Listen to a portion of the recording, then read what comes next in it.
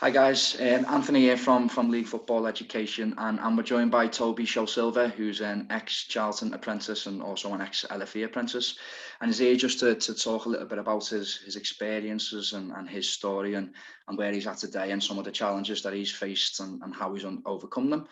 So we're just going to ask him a couple of questions, and it'd be really useful to get Tobi's answers, especially if you're an apprentice now who's coming to the end of their apprenticeship in the summer, or potentially you finished recently, so 2020 leavers, and also if you're a first year as well, so you're looking towards that time of transition that will come, and you just want to sort of think about your future.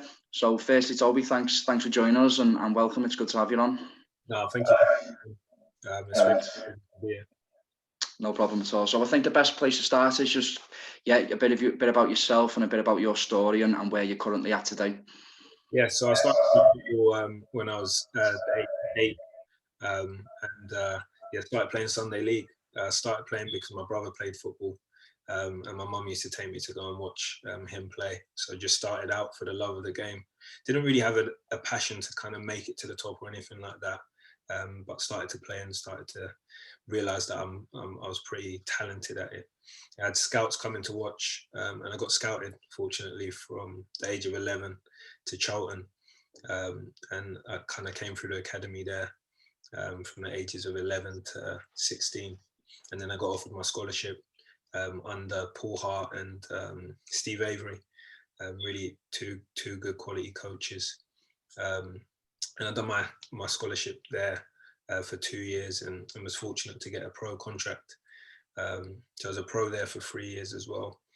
At the age of 19, I picked up a bit of an injury, which is kind of like my first setback in football. And it kind of opened my eyes to the fact that football's not just a straight line of just success, but it comes with a few knocks as well. And when that really kind of opened my eyes to the importance of doing something else. When I was 16, I had the fortune to be able to do my A levels, because that was something that was drilled into me as a young pro or young professional. And then I went on to kind of study a degree as well in business management. When I was 20, I got released from Charlton, but I had that kind of plan B in terms of the education to fall back on, and then fortunately got scouted or had the opportunity to go and play for Bromley in a non-league.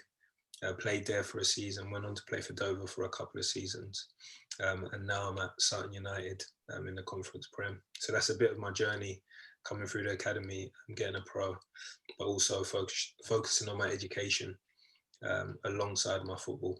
So that's been my journey so far.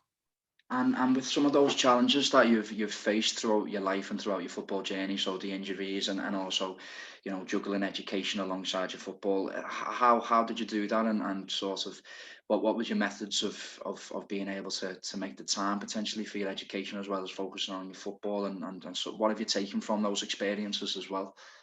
Yeah, I would say that I'm more than a footballer. I think footballers have a lot more time than we think to be able to do other things alongside our football. Even if we train from 10 in the morning to 3 or 4 in the afternoon, we still got the evening to kind of educate ourselves and do other things that we like. I think it was in my time of injury. Some would say that it was kind of like a bad day, but it was an opportunity to do something else and think about something else away from football because I couldn't play. And then after I got back fit, I realized how much time was in a day to achieve so much more. So I think it's about balancing time, but understanding that though we love football, football doesn't define who we are, and it's not the only thing that we can do. So it's important to develop and pursue other interests, other hobbies, and other opportunities to maximize your potential. I think if I thought all I was ever going to be or all that I ever am is a footballer, and then I got injured, then there's no hope.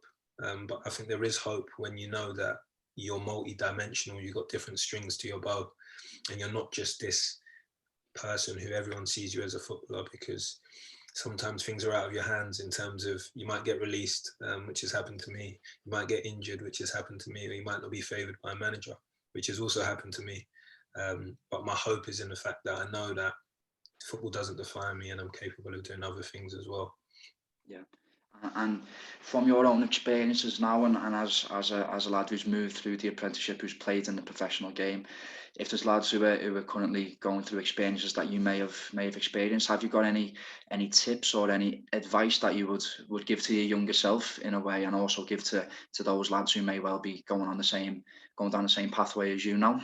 Yeah, I always say you can't control what happens to you, but you can control your response. And football will throw, and life will throw so many different scenarios. You might get injured, you might get released, you might have to go on trial, but all you can do is maximize what's in your hand for today. And wherever you find yourself, there's always hope. And I always give practical advice to say you need to work hard. That's the number one thing in terms of whatever you're going to do. Hard work is kind of like the foundations, but you need to surround yourself with the right people, and people that are going to help you get to where you want to get to, people that are going to help pick you up and guide you when you're down or when you're low, or when you're looking for direction, and different things like the LFE, different things like your family members or your friends or other people in football can really help you out in the times where football kind of beats you down or gets you down. So that's the advice I'd always share with kind of like young apprentices coming up. Mhm. Fantastic. Well, that's brilliant, Toby, and some really important messages there that people can take away, and it's really good to get an insight into your story and the pathway that you've been down, and see how well you've progressed and the man that you are today. So really thankful for you to sharing that, and yeah, perfect. Thanks a lot for your time, Toby. No problem. Thanks for having me.